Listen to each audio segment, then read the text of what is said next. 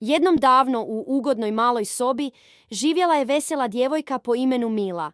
Mila je voljela svoju igru, ali nije bila najbolja u organizirama igralika. Na svijetli sunčan dan Mila se zabavljala u životu, puštajući svoje igračke po cijeloj sobi.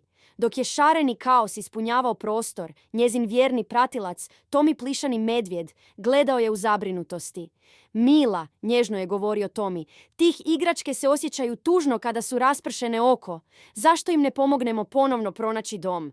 O, ali to je tako dosadno! Mila je natlala dok je nastavila igrati. Upravo tada dogodilo se nešto čarobno.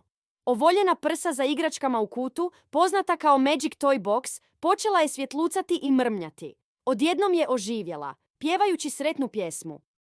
Spremimo igračke zajedno i veselo i lako. Igračke će sjati, sreća bit će svako. Glasom, potičujući je zabavnim malim zadacima.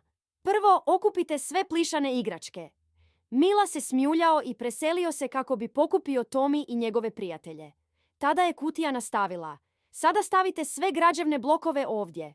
Gujući smijehom, Mila i Tomi slijedili su upute, plem i uživali. Kako je posljednji blok pronašao svoj put u kutiju, soba se pretvorila u uredno i blistav prostor. Na svačije iznenađenje, igračke oko sobe magično su ožive, pozdravljajući Mila. Hvala Mila!